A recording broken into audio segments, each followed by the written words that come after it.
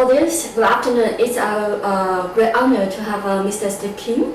He's currently the CEO and General Counsel of Strategic Asset Engagement and a board member of Licensing Executive Society Korea. Join us today to share his view of Korean Asian IP market. Thank you very much for joining us, Mr. Kim. Would you mind sharing your experience, telling us a little bit about yourself? Sure. First of all, thank you very much for having me here. It's my honor to be speaking to your audience. My name is Steve Kim. I'm a U.S. counsel who's been working in both United States and in Korea for some time. Been in Korea for about 10 years working in various different fields as counsel for Samsung and as a CEO for an IP management company. Currently, I am a CEO of my own small company that deals with both IP management as well as cross-border litigation and dispute transactions. Thank you very much for your introduction. Would you mind share your view of the IP market in Korea and given your experience in large company like Samsung? Yes.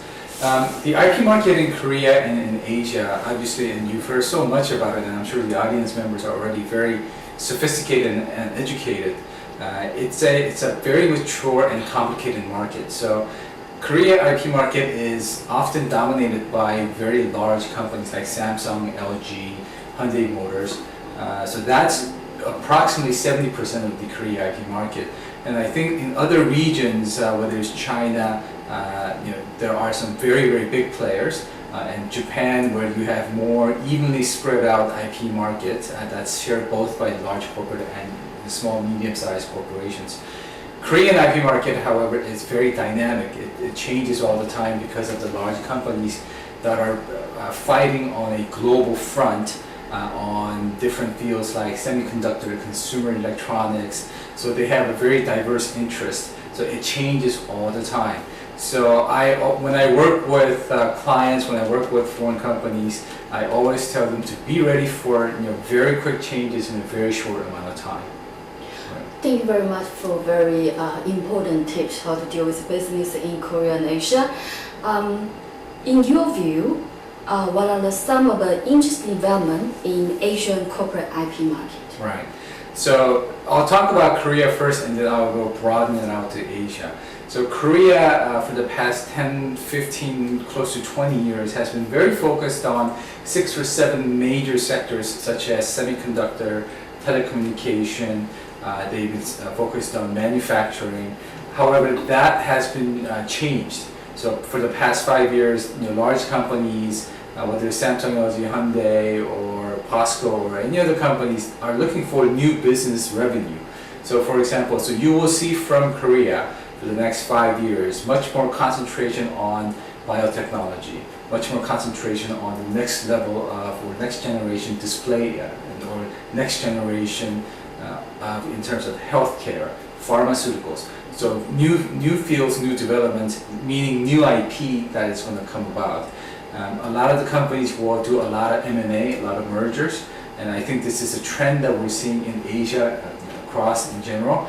China, where you have very large and very successful companies that have the capital, are buying companies that are at the forefront of these new technologies. So they are acquiring these new foundation for technology, and they will continue to develop that. So I think for Asia for the next 10 years, you'll see a very, very significant growth in new IP filings in these new very key areas.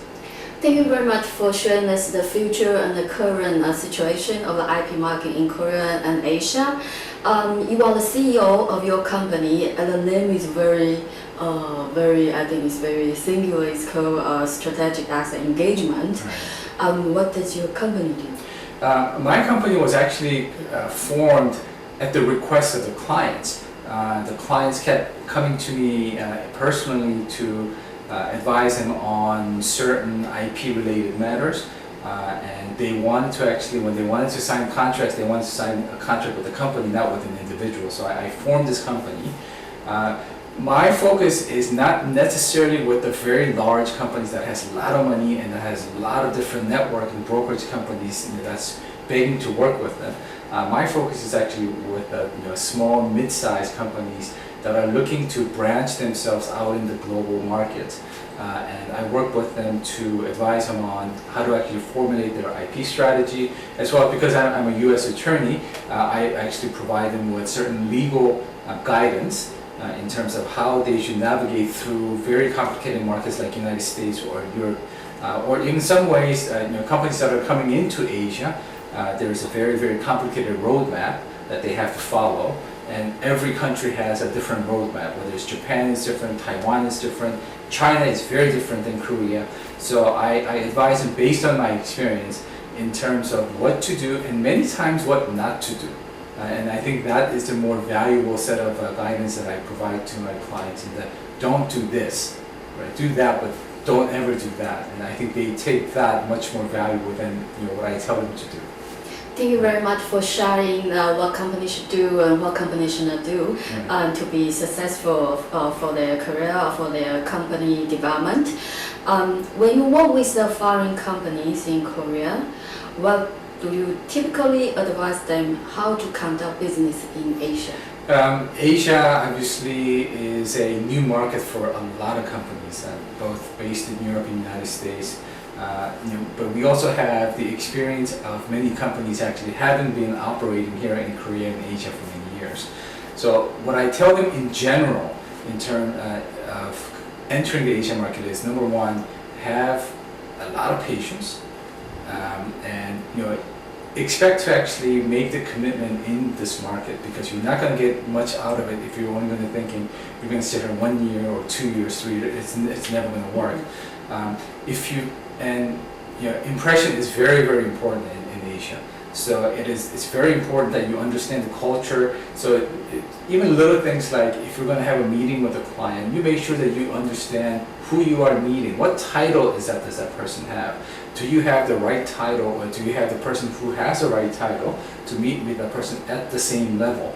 Or is that person going to be offended if you bring somebody that's too junior, or if you bring somebody who's too senior, is that person going to be, shall we say, scared off, right? So these little cultural differences, it will make and will help you in establishing a bigger presence here in Asia. Asia is very, very technology focused. They're very curious. When you talk to your clients, make sure that you have the necessary information on what other companies have done in the past. Because a lot of Korean clients or a lot of Asian clients like to have examples to be told to them, so that they could actually understand how larger companies have operated in the past, and what success and what failures they have experienced, so that they could actually replicate that experience as well. Right. Thank you very much for sharing us how those foreign companies they should study business in Asia. Do you have any last comments to the audience? I'm speaking to an audience I'm sure they are already very educated in IP, intellectual property, and the market and the management itself.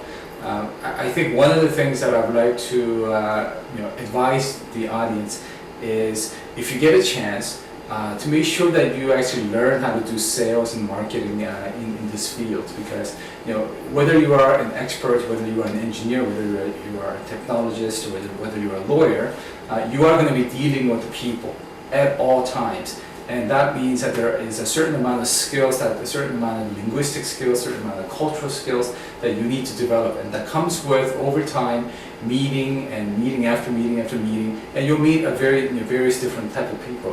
People with very strong personalities, somebody with very nice personalities. Whoever that you meet, you're going to continue to actually develop your own set of skills to do that. Right? So I tell the junior lawyers this all the time. Whenever you get a chance, meet with the clients. Meet with angry clients. Better. Because you will learn how to deal with them, and you learn what actually made them so angry, so dissatisfied with your services, so that you do not replicate or duplicate the same mistake again. So that would be my one last comment to the audience. Thank you very much for your very generous sharing your very important experiences. We hope we have the opportunity to invite Mr. Kim back to share his highlights and his profound experience in doing IP business. Thank you very much. Thank you very much. Thank you.